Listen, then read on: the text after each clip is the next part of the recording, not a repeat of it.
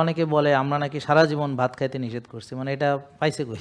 এবং কিছু পাবলিক মনে করে এটা কিটো ডায়েট, মানে এটা এখনও বুঝে নেই, মানে এটা ডায়েট না, এটা হলো লাইফ স্টাইল। ধরেন একটা লোক, তার যদি ইনসুলিন নর্মাল থাকে, সুগার নর্মাল থাকে, তাহলে সে ভাতও খাবে, রুটিও খাবে, ফলও খাবে, এমনকি সে মাঝে মাঝে দুধ চাও খাইতে পারে, কোনো অসুবিধা নেই, মাঝে মাঝে রসগোল্লাও খাবে, নো প্রবলেম।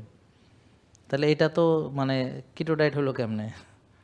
ব্যাপারটা বুঝতে পারছেন? এমনকি তার মেডিটেরিয়ান ডায়েট, ওরা কি কিটো করতো না? তাহলে ওরা সুস্থ ছিল কেন?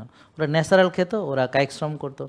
আপনি ন্যাচারাল খেয়ে কায়িক শ্রম করে যদি বার্ন করেন, তাহলে আপনার কোনো ডায়েট ফাইট লাগে না, এমনি মানুষ সুস্থ থাকে।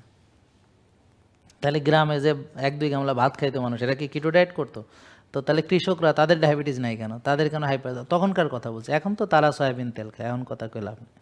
এখন তাদের আগে ক্যান্সার হইতেছে, কারণ এরা সারাদিন কেমিক্যালে এক্সপোজ থাকে।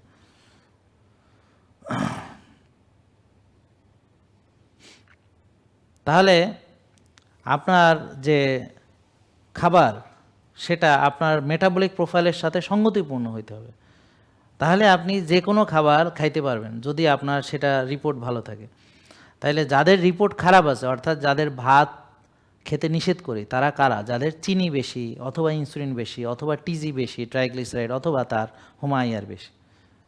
এই জন্যে তাদেরকে নিষেধ করি। কতদিনের জন্য? রিপোর্ট ভালো না হওয়া পর্যন্ত। তারপর সে সব খাবে। তারপর খেয়ে যদি সে আবার অনিয়ম করে, তাহলে আবার এগুলো বাড়বে, বাড়লে আবার বন্ধ হবে। আর যদি সে নিয়মের ভিতরে থাকে, সারা জীবন খাইতে পারবে, কোনো অসুবিধা নেই। জেকে লাইফস্টাইল লিমিটেড, ওষুধ মুক্ত সুস্থ জীবন।